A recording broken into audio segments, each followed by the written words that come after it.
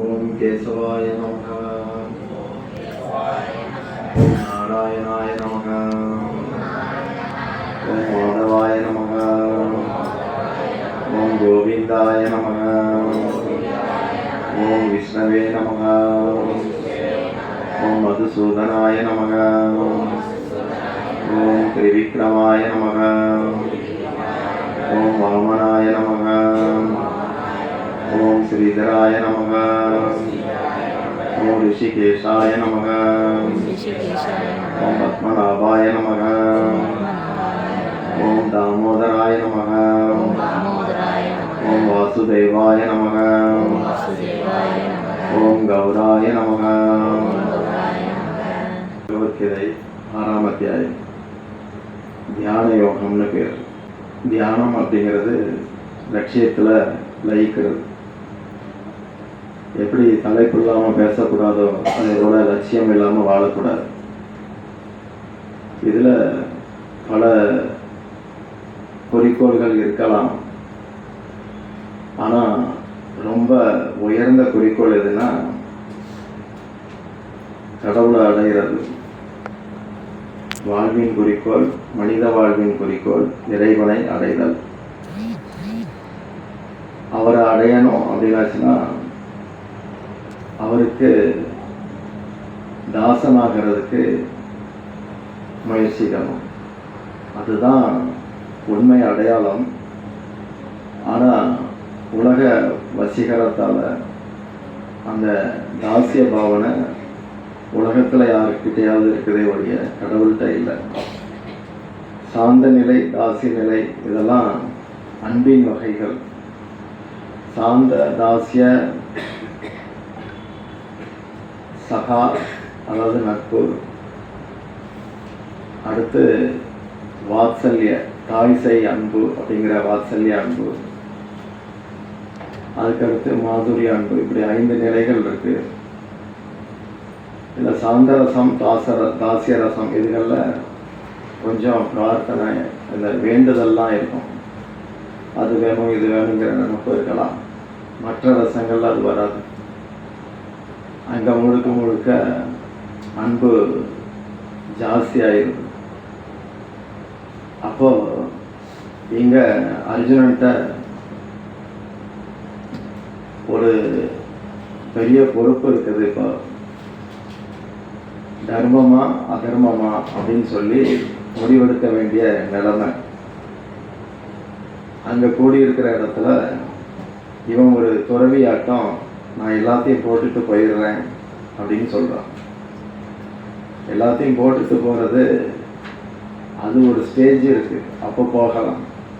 ஆரம்பத்தில் அப்படி போகக்கூடாது. அதுக்காக ஒவ்வொரு புத்திமதியாக சொல்லும்போது இந்த யோக பாதையை பற்றியும் பேசுகிறார் கிருஷ்ணர்.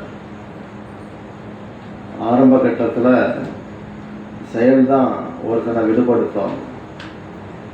ஆனால் பக்குவமான பிறகு செயல் அற்ற நிலை, அதுவே அவனுக்கு விடுபட்ட நிலை அப்படிங்கிற அர்த்தத்தில் சொல்கிறார். யோகா ஆருட அப்படின்ட்டு. யோகாருடன் அப்படின்னா யோகத்தில் பக்குவம் அடைந்தவன். பொதுவாக கர்மபாதை, ஞானபாதை, யோக பாதை இதெல்லாம் ஒரு மெச்சூரிட்டி வந்த பிறகு தான் தியானி, யோகி, ஞானி இந்த மாதிரி பேர்லாம் வருது.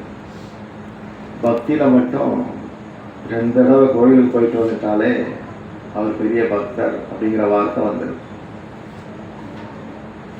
காலையிலே குடிச்சிடுவார். குடிச்சிட்டு நெத்திக்கு திலகம் அணிவார், நாம ஜபம் பண்ணுவார், பெரிய பக்தர் அப்படின்னு சொல்லிடுவாங்க. பக்தியில் மட்டும் முதல்ல அந்த கிரெடிட் கிடைக்குது. மற்ற பாதைகளில் பக்குவமான பிறகு தான் அந்த பேர் வருது. ஏன்னா பக்தி பண்ணுறது உண்மையிலே ரொம்ப ரொம்ப அபூர்வம். அது பல தினசில் பக்தி பண்ணுவாங்க. ஆனால் படிப்படியாக இனி எனக்கு கிருஷ்ணர் தான், என்ன ஆனாலும் பரவாயில்ல, கிருஷ்ணரை விட்டு நான் போக மாட்டேன் அப்படிங்கிற மாதிரி ஒரு எண்ணத்தை தரக்கூடியதாக பக்தி இருக்கிறதுனால அது அபூர்வமானதாக. இதை பற்றி பாகவத்திலையோ சில இடங்களில் பார்க்கும்போது, அதாவது மணிகள் அப்படின்னா நவரத்னங்களை குறிக்கும். அந்த மாலையெல்லாம் ஒரு சாதாரண மணிகள் தான். அதோட அபூர்வமான மணி சிந்தாமணின்னு பேர். அது உலகத்தில் ஒரு 10 இடங்கள்ல வேணா இருக்கலாம். அதோட அபூர்வமானது ஒரு மணி இருக்கு. அது வந்து கௌஸ்துவ மணின்னு சொல்லுவாங்க.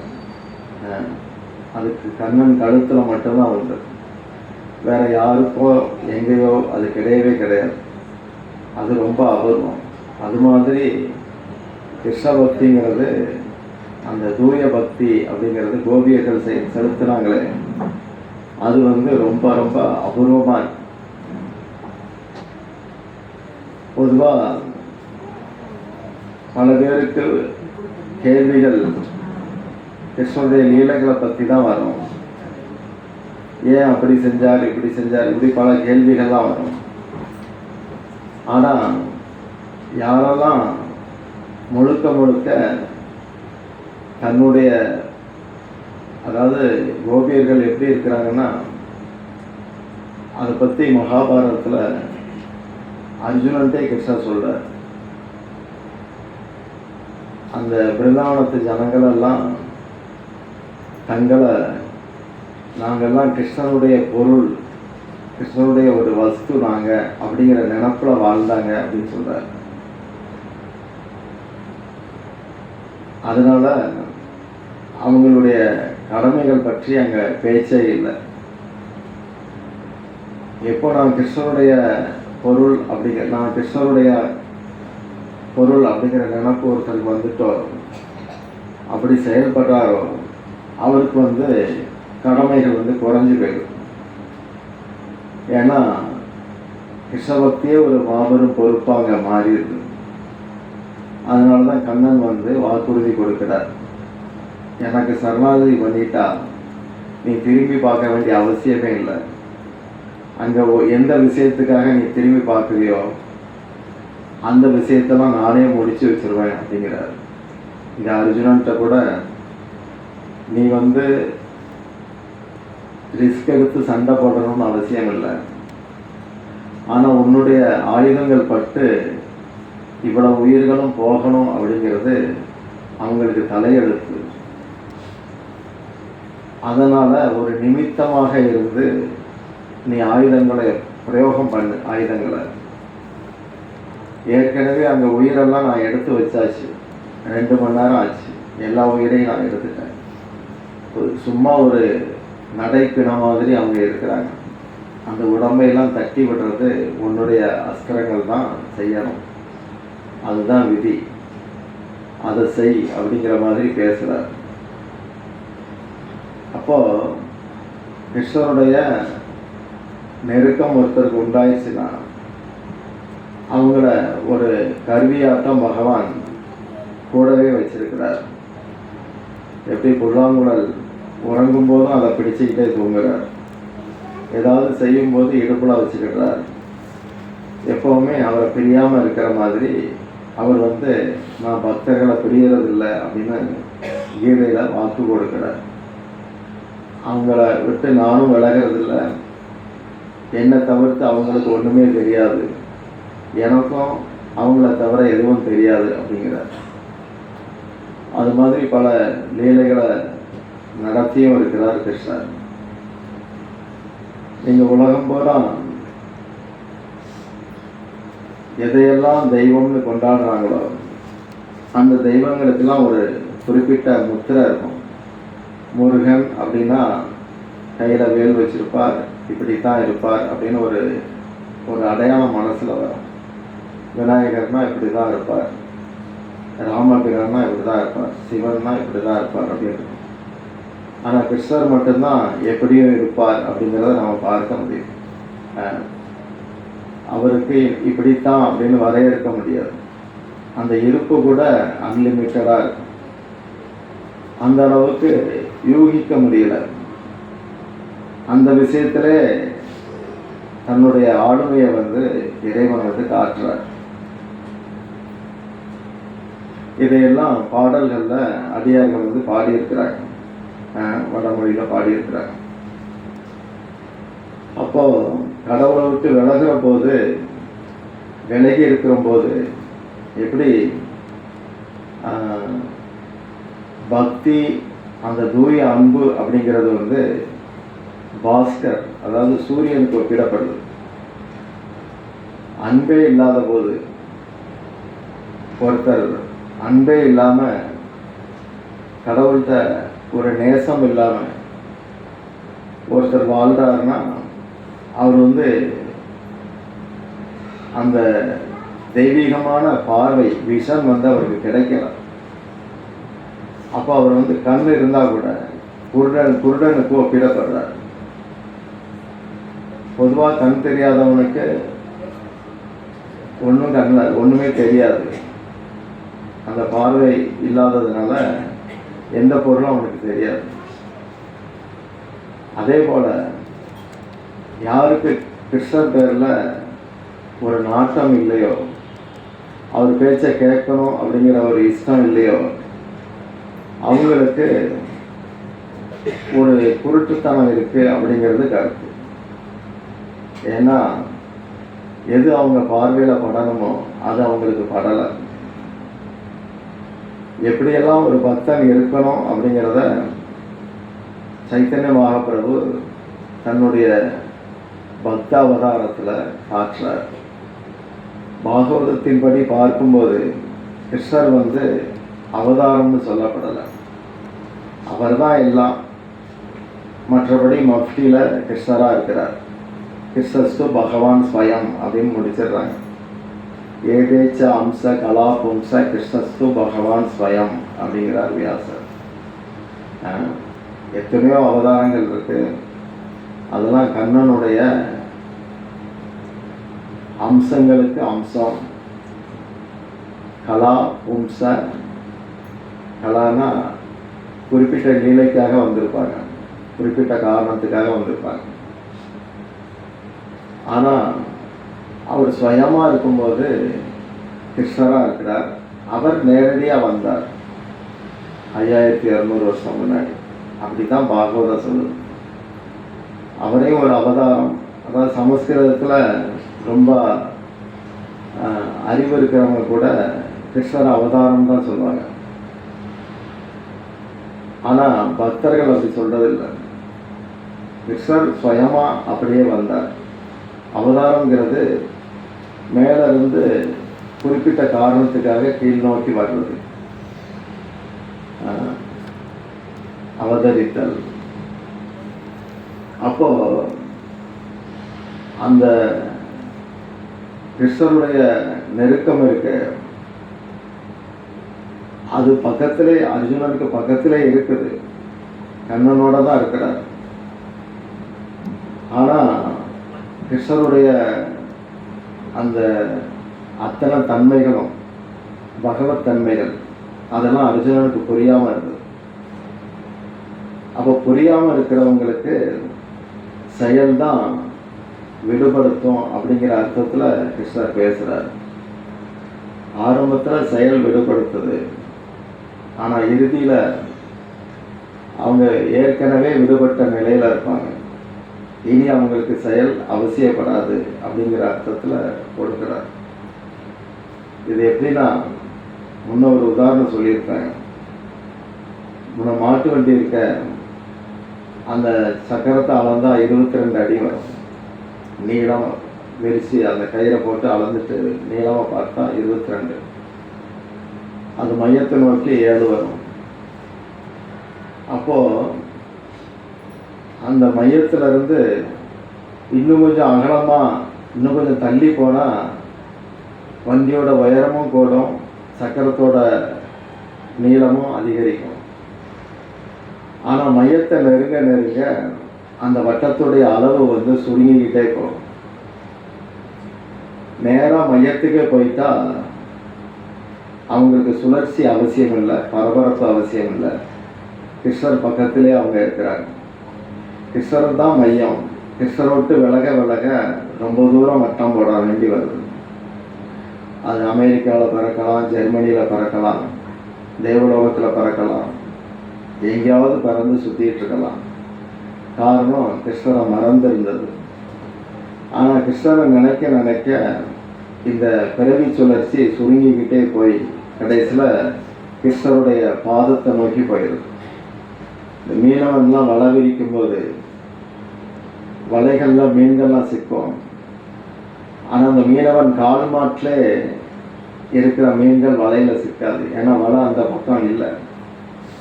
அது மாதிரி கிருஷ்ணர் போட்டிருக்கிற வலை தான் இந்த மாயைங்கிற பெரிய வலை. ஆனால் கிருஷ்ணர் பாதத்துக்கிட்ட போயிட்டா அப்போ மாயைக்கு சம்பந்தம் இல்லாமல் இருக்கலாம். இதை குலசேகரர் கூட பாடியிருக்கிறார். அப்போ பகவான்கிட்ட உள்ள நெருக்கம்தான் நம்மளை விடுபடுத்துது. பொதுவாக செயலால் ஒருத்தர் பந்தப்படுறார். ஆனால் கிருஷ்ணருடைய கருத்து செயல் அவங்களுக்கு விதிக்கப்பட்ட கடமை, அது ப்ரெஸ்கிரைப்ட் டியூட்டி அப்படின்னு சொல்லுவாங்க, விதிக்கப்பட்டது. அது இப்படிப்பட்ட இடத்துல நான் பிறந்திருக்கிறேன்னா அங்கே சில கடன் இருந்துச்சு, அந்த கடனை தீர்க்க நான் அங்கே பிறந்தேன். ஆனால் அந்த கடன் தீர்ந்துருச்சுன்னா இனி எனக்கு அங்கே அவங்களுக்கு நான் கடன்பட்டு செயல்படணும் அப்படிங்கிற அவசியம் இல்லாமல் போயிடும். இந்த அர்த்தத்தில் மா சுசக, நான் உன்னை விடுபடுத்துறேன் அப்படின்னு கிருஷ்ணர் சொல்றார் கீதையில். அப்போ அர்ஜுனன் ஒரு வீர மரபுல பிறந்திருக்கிறார். அதுவும் ராஜரீகமானவன். தர்மத்தை நிலைநிறுத்துறதுக்காக பல பயிற்சிகளை படித்தவன், படித்து முடிச்சிருக்கிறான். அவனுக்கு தர்மத்தை நிலைநிறுத்தணும்னா வலதுகை மட்டுமே போதும், இடதுகை மட்டுமே போதும், வலதுகையே அவசியப்படாது.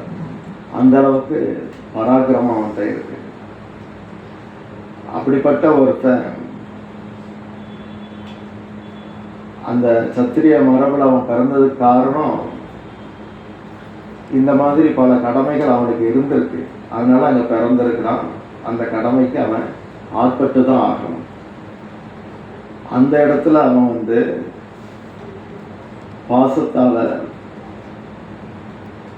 என்னுடைய மூத்தவங்கெல்லாம் இருக்காங்களே அவங்கள எப்படி கொல்ல முடியும் அப்படின்னு வருத்தத்தில் தர்மத்தை பின்னாடி தள்ளிட்டு எனக்கு முக்கியம் உறவுகள் தான் அப்படிங்கிற மாதிரி பேசுகிறான். உறவுகள் தான் எனக்கு ரொம்ப முக்கியம், அவங்கெல்லாம் நல்லா இருக்கணும் அப்படின்னு நினைக்கிறான். பொதுவாக எல்லா உறவினரும் அப்படிதான் நினைப்பாங்க, அவங்கெல்லாம் நல்லா இருக்கணும், இவங்கெல்லாம் நல்லா இருக்கணும். நம்ம பிரார்த்தனைகளில் சர்வ சுகினோ பவந்து அப்படிங்கிறோம். ஆனால் நமக்கு அப்படி வேண்டதுக்கு உரிமை இருக்கு. ஆனால் நான் நினைக்கிறதுனாலையோ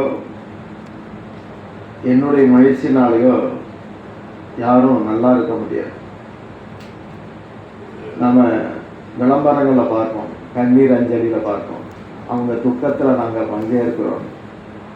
அதெல்லாம் ஒரு மலர் சொற்கள், பூ போல சொல்கிற வார்த்தை, அவ்வளோதான். கொஞ்ச நேரம் அது மணக்கும், அப்புறம் அது வாடிடும். யார் துக்கத்திலையும் யாரும் பங்கேற்க முடியாது, கூட போய் நிற்கலாம், அவ்வளோதான். அதனால அவருக்கு ஆறுதல் கிடைக்கலாம். இன்பத்திலேயோ துன்பத்திலேயோ பங்கேற்க முடியாது.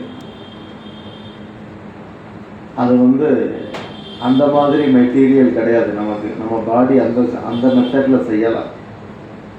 கோலோகத்தில் மட்டும்தான் அது உண்டு, இங்கே கிடையாது. அப்போது ஒரு வார்த்தை ஜாலம் அதெல்லாம். இவனுக்கு அப்படி சில வார்த்தைகள்லாம் விடலாம், சாஸ்திரப்படிலாம் பேசலாம். மதிக்க வேண்டியவங்க மதிக்காட்டியே பாவம் வரும். நீ என்னென்ன கொல்ல சொல்ற, இவங்க நான் பெரியவங்களெல்லாம் கொண்டுட்டு அந்த போரில் பல சிப்பாய்கள் இறந்துட்டா அவங்களுடைய மனைவிகள்லாம் ஆதரவு இல்லாமல் போயிடுவாங்க. அப்படி பெண்கள் ஆதரவு இல்லாத போது மீண்டு கிடக்கிற ஆண்கள் சும்மா இருக்க மாட்டாங்க. ஏதாவது ஒரு விதத்தில் அவங்கள ஏமாற்றி தங்களுடைய கைக்குள்ளே கொண்டு வருவாங்க.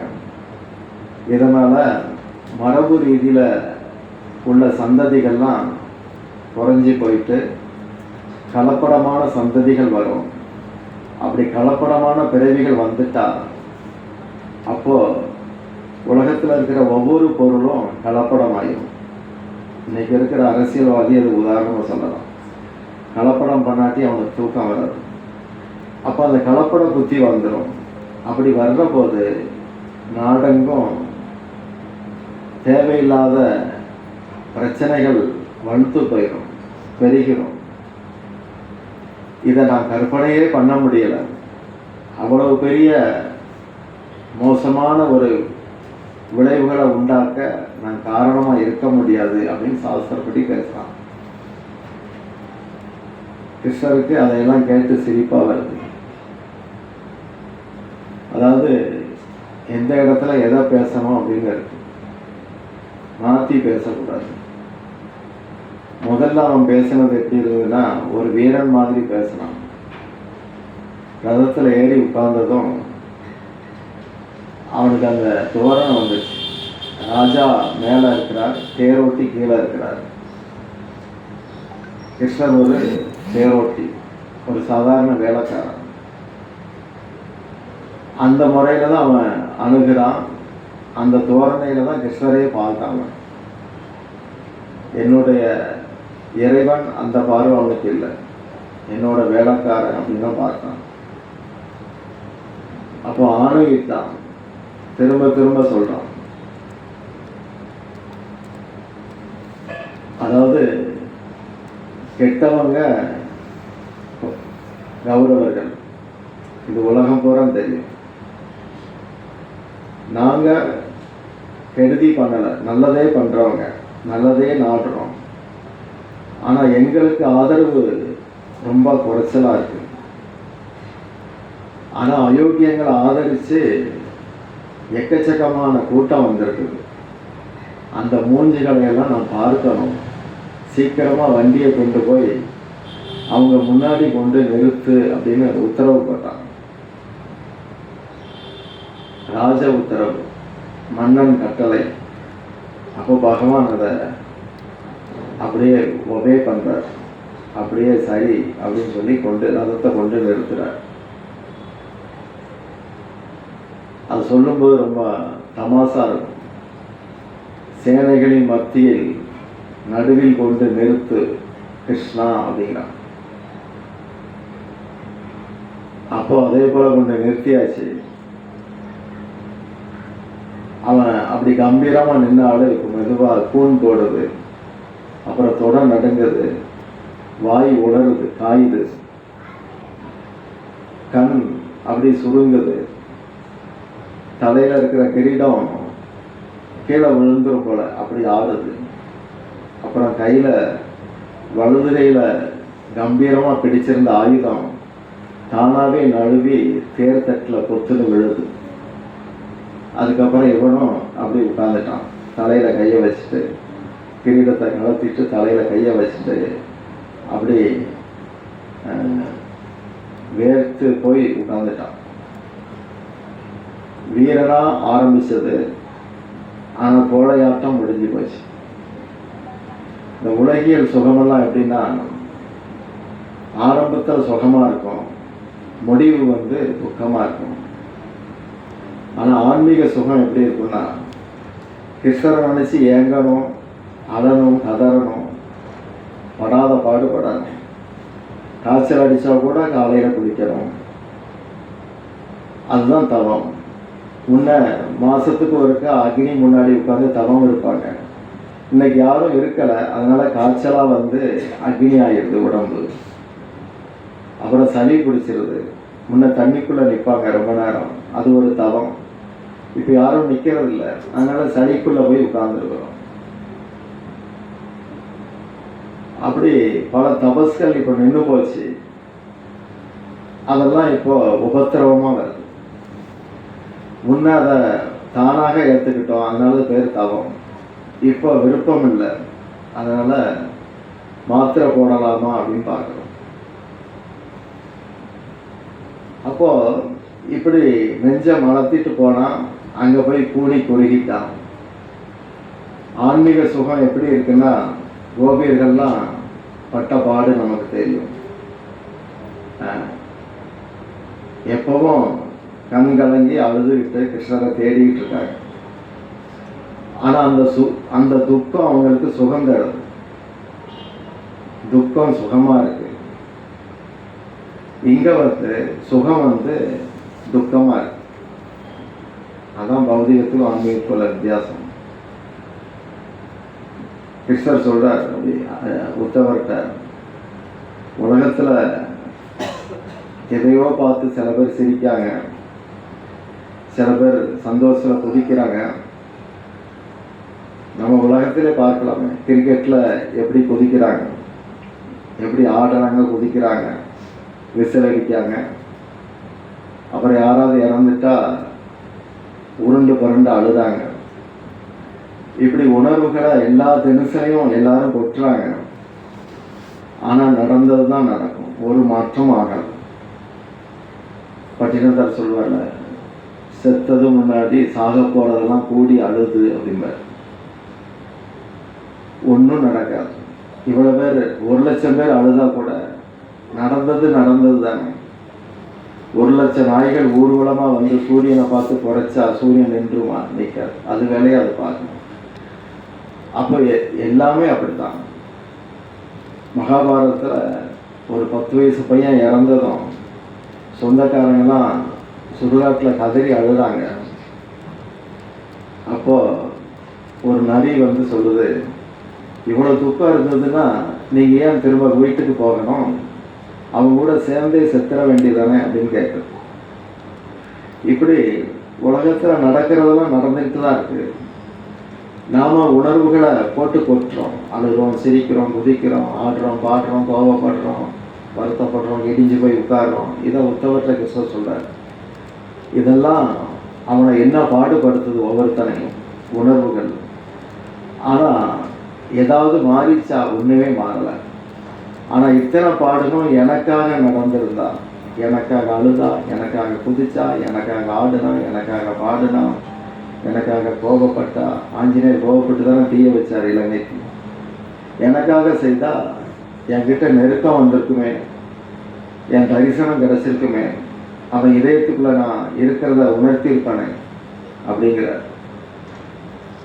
அப்போ உலகத்துல செய்யும் போது என்ன ஆகும்? கிருஷ்ணர்கிட்ட செய்யும் போது என்ன ஆகும்? கிருஷ்ணர்கிட்ட செய்யும் போது நீங்க திரும்ப பிறக்க மாட்டீங்க, உலகத்துல செய்யும் போது நீங்க பிறப்பீங்க. அப்போ அர்ஜுனன்ட்ட நீ இவங்களுக்காக வளர்ந்துனா திரும்ப பிறப்ப, திரும்ப இதே தாத்தா வருவார். ஜனக மகாராஜா அவரை பார்க்கறதுக்கு அவருடைய குருநாதர் வந்தார். அப்போ குருட்ட நமஸ்காரம் பண்ணி, என் மனைவி மகா உத்தமி, இப்படிப்பட்ட ஒரு அந்த பெண்களுடைய 4 தன்மைகள் இருக்கு: அச்சம், மடம், நாணம், கற்பு, பயிர்ப்பு. பயிர்ப்புனா அதுதான் உயிர்களை உருவாக்குறாங்க. அப்போ இந்த தன்மைகள்ல அவ ஓங்கி இருக்கிறார். அவளுடைய நாணம் இவ்வளவு பெரிய மன்னனை வீழ்த்தும் அளவுக்கு இருக்கு. பெண்களுடைய அந்த தன்மைகள் ஆண்களை அடக்கி ஆளக்கூடியது. அதுல அவ உயர்ந்து இருக்கிறார் அப்படின்னு ரொம்ப பாராட்டுறார். அவர் தலையை தொங்கப்பட்டு அப்படியே கேட்டுக்கிட்டே இருந்தார். எனக்கு ஒரு ஆசை, பல ஜென்மங்கள்ல நான் இவளோட தான் இருந்திருப்பணும்னு எனக்கு தோணுது. அதனால போன பிறவில நான் எப்படி இருந்தேன், என்ன பண்ணேன், அதை பார்த்து சொல்லுங்க, இவளை பத்தி சொல்லுங்க அப்படிங்கிறார். அவர் சொன்னார், அது உனக்கு நல்லதா இருக்காது, அதனால அந்த ஆசையை விடு, வேண்டாம், அது நல்லதில்லை, விட்டுரு அப்படிங்கிறார். இவன் கெஞ்சி கெஞ்சி கேட்கிறான் ஜனக மகாராஜா. அவர் ஜனகரா கிருஷ்ணர் பாராட்டுறார் கீதையில. அர்ஜுனன் தான். ஜனகன் மாதிரி மன்னர்கள், ஜனகன்லாம் கடமையை செய்து என்ன அடைஞ்சான் அப்படின்னு சொல்றாரு. ஆனா அந்த பக்குவம் வரும் முன்னாடி நடந்தது இந்த சம்பவம். அப்போ சொல்லுங்கன்னா தான் சரி, நீ ரொம்ப வற்புறுத்தினால சொல்றேன். இப்போ உனக்கு மனைவியா இருக்கால, அவள் போன பிறகு உனக்கு அம்மாவா இருந்தா அப்படின்ட்டு அவனுக்கு அதிர்ச்சி ஆயிட்டு. அப்புறம் தான் அவனுக்கு விரக்தி உண்டாச்சுது, பக்குவம் அடைஞ்சான். பற்ற விடணும், பற்று யாரை எப்படி பறக்க வைக்கணும்னு இயற்கைக்கு எல்லாம் ஒண்ணுதான். கோழியை நினைச்சே நான் செத்தேன்னு வச்சுக்கலாம், கோழி உடம்பு தத்துவம் இயற்கை அடுத்த பிறகு. சில பேருக்கு அப்படி நினப்பு வரும். நோய் 1.5 வருஷமா படுக்கையில இருக்கேன், வாலிபத்தில் நான் டெய்லி கோழி கால் சாப்பிட்டேன், கோழி சூப் குடிப்பேன் அப்படிலாம் நினைப்பாங்க. கல்கண்டா தின்னேன், இனிப்பா தின்னேன், சுகர்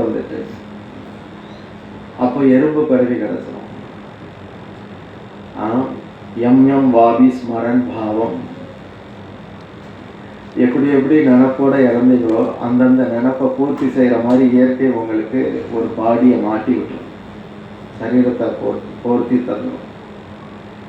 நம்ம துணி கடைக்கு போயிட்டு செலக்ட் பண்ணுறோம்ல, அந்த சேலை தான் வேணும், இந்த ட்ரெஸ் தான் வேணும், அதுதான் வேணும் அப்படின்னு. இது மாதிரி யமலோகத்தில் நாம் நிறைய பாடி இருக்கும், செலக்ட் பண்ண உரிமை கிடையாது.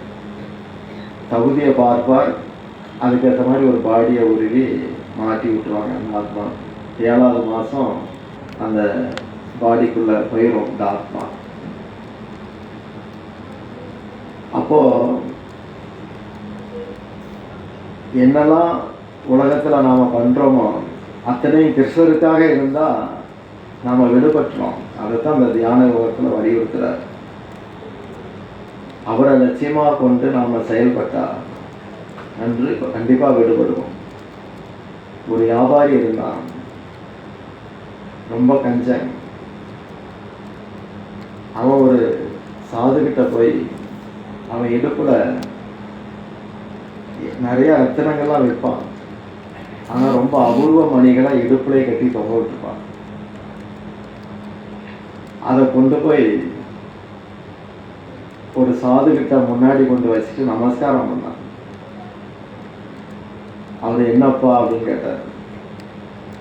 எனக்கு பிஸ்னஸ் இன்னும் விருத்தியாகணும், ரொம்ப நான் வளரணும், பிஸ்னஸில் ரொம்ப கஷ்டப்படுறேன். அவனுக்கு நிறைய 7 தலைமுறைக்கு சேர்த்து வச்சிருக்கான். ஆனால் அவனுக்கு அது பத்தலை. ஏன்னா ஆசை எப்பவுமே பற்றாக்குறையாகவே ஒருத்தரை வச்சிருக்கோம். ஆனால் திருப்தி பணக்காரனா ஒருத்தனை வச்சிருக்கோம். அப்போ அவர் சாது பார்த்துக்கிட்டார். கண்ணை மூடு, நான் சொல்ற மந்திரத்தை சொல்லி கண்ணை மூடிட்டு கிருஷ்ணர்கிட்ட வேண்டிக்க அப்படின்னாரு. மந்திரத்தை சொல்லிக்கிட்டே இருந்தார். 1 நிமிஷம் கண்ணை மூடி வேண்டுனார். அவன் கண்ணை மூடி வேண்டும் போது அந்த காஸ்ட்லியாக இருக்கிற ரத்தின பொட்டெல்லாம் இருக்கு, அதை தூக்கிட்டு சாது ஓடிட்டார். இவன் கண்ணை திறந்து பார்த்தா தூரத்தில் போய் ஓடிட்டு இருக்கிறார். உடனே ஐயோ போச்சே, என் சொத்தெல்லாம் போச்சேன்னு ஓடி வந்தான் பின்னாடி. துரத்தி வர அவரை பிடிக்க முடியல, அவர் ஒல்லியா இருக்கிறார். அதனால விரட்டுனா பிடிக்க முடியல. அது வேற ஒரு லோக்கல் சாது, அதனால சந்து பொந்தெல்லாம் தெரியும் அந்த கிராமத்தில். அதனால அவர் எந்த தெருவில் ஓடுறாருன்னே அவனால முடியல. அப்படியே வயிறெல்லாம் வீங்கி அப்படியே வலிக்குது, மூச்சு வாங்குது, வேர்க்குது, சட்டையை கலத்திட்டு ஓடுறான்.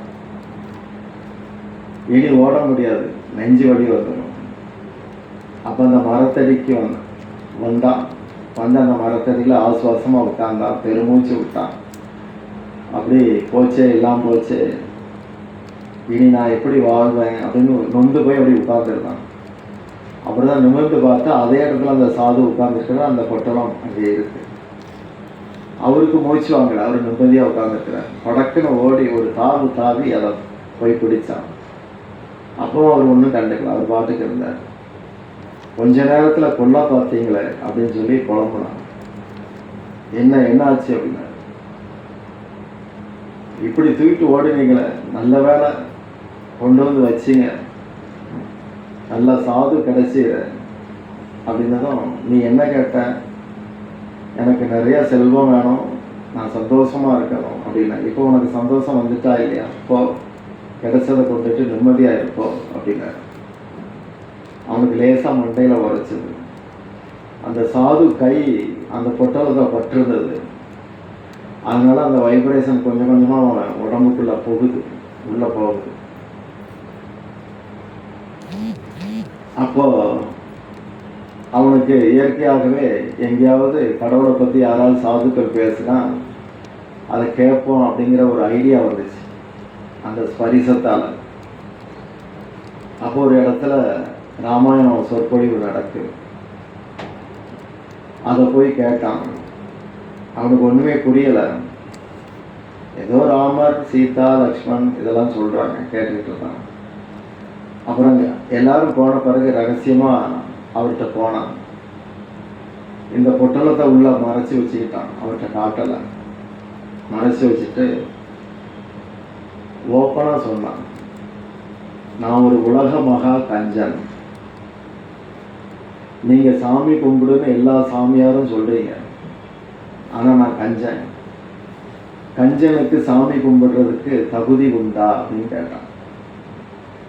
அவர் சொன்னார், எல்லாருக்கும் உண்டுப்பா அப்படின்னார். அப்படியா? செலவே பண்ணாமல் சாமி கும்பிட வழி இருக்கா அப்படின்னு கேட்டான். எக்கச்சக்கமான வழி இருக்கு அப்படின்னாரு அவர்.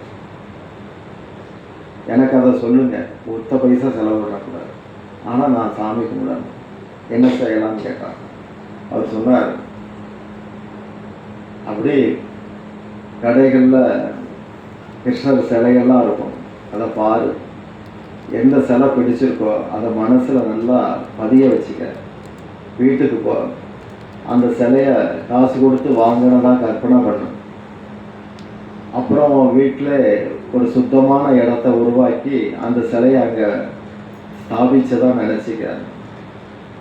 அதுக்கப்புறம் தினமும் கடையில் பூ வாங்கி இல்லை பூ கட்டி போடுற மாதிரி தியானம் பண்ணு. விதவிதமாக முந்திரி பருப்பு, அது இது பாயசம் எல்லாம் குங்குமப்பு போட்டு நைவேத்தியம் பண்ணுற மாதிரி கற்பனை பண்ணு. சரி அப்படின்னா, நல்ல காஸ்ட்லியான முந்திரி பருப்பாக இருக்கணும், நல்ல தரமான பொருளாக இருக்கணும், எண்ணத்தில் கஞ்சத்தனம் வச்சிடாத, அதில் தாராளமாயிரு அப்படின்னு அட்வைஸ் பண்ணார். இதையெல்லாம் செய். எத்தனை வருஷம் செய்யணும்? ரொம்ப நாள் செய்ய முடியும், ஒரு 12 வருஷம் செய்ய அப்படின்னாரு. அதே போல் அவன் செஞ்சான். 12 வருஷம் செய்தான். ஊரெல்லாம் என்ன இவன் இப்போ ஒரு வித்தியாசம் தெரியுது, ஆனால் கஞ்சத்தனம் மட்டும் ஆடலை. இப்படி இருந்து 12 வருஷம் ஆச்சு. 12 வருஷம் ஆன பிறகு அவனுக்கு திடீர்னு உயிர் போயிடுச்சு. உயிர் போனதும் ஊரில் பஞ்சாயத்தெல்லாம் கூடி, அவனுக்கு உறவுகள் இல்லை, பிள்ளைங்க இல்லை, யாராவது முன்வர தயாரா அவனை அடக்கம் பண்ணுறதுன்னா யாருக்கும் மனசு இல்லை. அப்போ ஒரு பையன் வந்தான். வந்துட்டு, எங்கள் அப்பா தான் அவர், நான் ரகசியமாக அவருக்கு பிறந்திருந்தேன், அதனால் அவர் வெளியே காட்டலை. இன்னைக்கு அவர் இறந்ததை கேள்விப்பட்டு நான் வந்துட்டேன், அதனால் பஞ்சாயத்தார் எனக்கு அனுமதி கொடுங்க, அவருக்கு எல்லா சடங்கையும் செய்கிறதுக்கு அனுமதி தாங்க, அதுக்கு உண்டான செலவுகள் எல்லாம் நான் கொடுத்துட்றேன் அப்படின்னு அந்த பையன் சொன்னான். பையன் நல்லா தேஜஸாக அழகாக இருந்தான். அவனுடைய பணிவு, அவனுடைய கண் பார்வையே அத்தனை பேரும் அவனுக்கு உதவி செய்ய தயாருங்கிற மனநிலையை தந்துட்டு, எல்லாரும் போட்டி போட்டு, உன்ன மாதிரி ஒரு பையனை அவன் பெற்றிருந்தானா, பாவி பையன் எங்கள் கண்ணிலே காட்டாமல் போயிட்டானே அப்படின்னு சொல்லி இந்த பையனுக்காக ஊரே கூடி வந்தது. இந்த பையன்தான் அந்த சடங்கெல்லாம் செஞ்சான், எல்லாம் செய்தான். அப்புறம் எல்லாம் கண்ணை மூடி பிரார்த்தனை பண்ணும்போது அந்த பையன் மறைஞ்சிட்டான். பார்த்தா அது யாருன்னா கிருஷ்ணரே அப்படி வந்தார். நீங்கள் கஞ்சத்தனமாக பக்தி பண்ணால் கூட கிருஷ்ணர் உங்களுக்கு எல்லா காரியத்தையும் முடிச்சு வைக்க தயாராக இருக்கிறார்.